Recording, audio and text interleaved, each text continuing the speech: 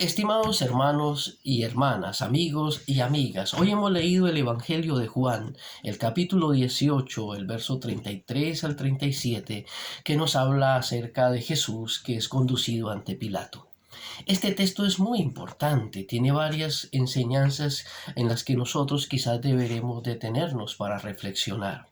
Lo primero que quizás es importante tener en cuenta es lo que significa para una persona, para una víctima, ser conducido ante el que está en el poder. Ser llevado ante el que está en el poder indiscutiblemente genera para la víctima una serie de emociones muy fuertes como el miedo, la angustia, la preocupación y todo lo que puede generar ese conjunto de emociones que se pueden entrecruzar.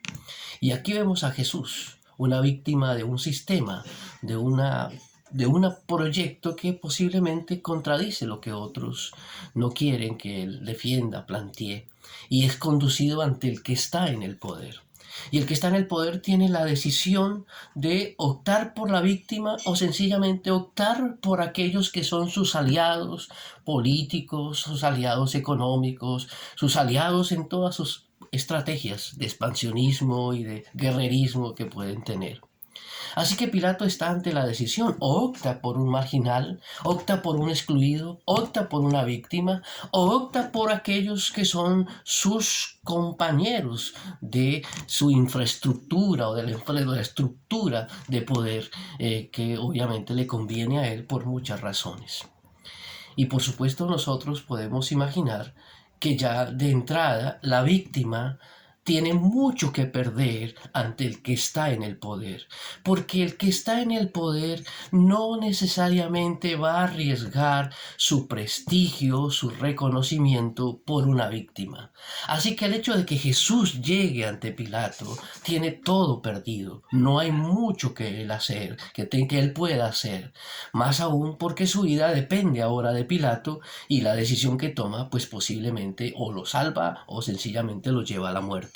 Y en este caso, como sabemos nosotros, Pilatos, antes que optar por la víctima, antes que optar por el marginal, por el frágil y el excluido, Pilato opta por sus aliados políticos religiosos que le son convenientes dentro de su estructura y de su estrategia política que tiene el imperio romano y del que él es uno de sus representantes. Sin embargo, la actitud de Jesús es sorprendente. Jesús no baja la cabeza.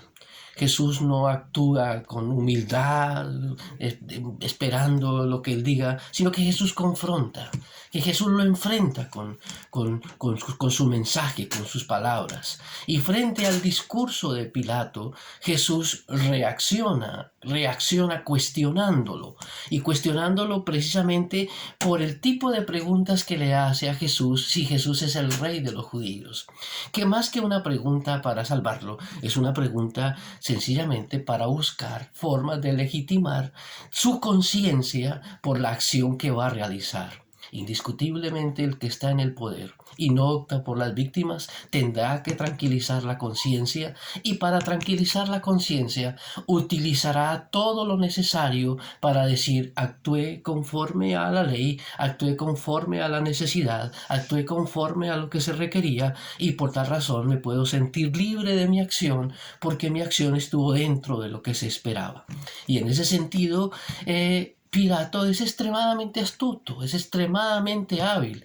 No solamente tiene que liberarse de la responsabilidad que tiene que asumir con las víctimas, sino también tiene que liberarse con la decisión que tiene que tomar frente a sus aliados políticos religiosos.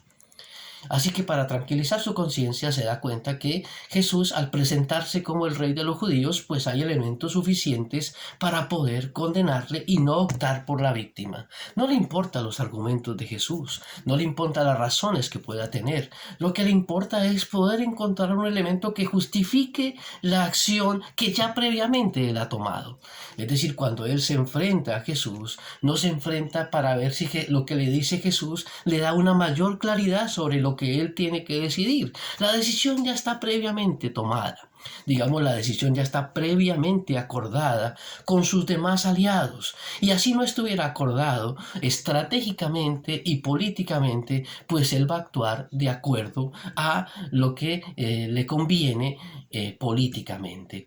Y por esa razón optará por estar de acuerdo con toda la estructura político-religiosa que representaba el sacerdocio de Jerusalén. Las respuestas de Jesús son importantes, porque finalmente Jesús dice, mire, yo he venido a una sola cosa, a dar testimonio de la verdad.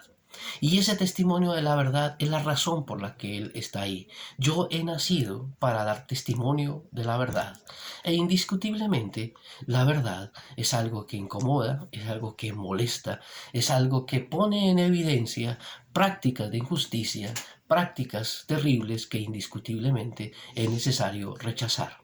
El testimonio de Jesús, que es el testimonio de la verdad, es un testimonio que busca hacer evidente cierto tipo de prácticas que indiscutiblemente no son prácticas que abogan por las víctimas y abogan por los marginados y excluidos, sino que abogan por las mismas alianzas político-religiosas de los que están en el poder.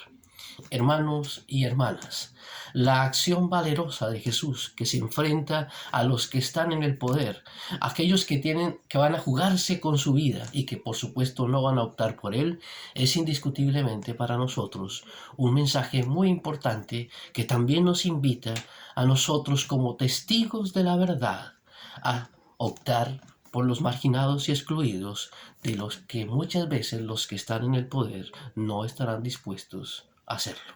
Que el Señor nos guarde y nos bendiga y nos acompañe en este compromiso de Jesús que nos llama a ser testigos de la verdad.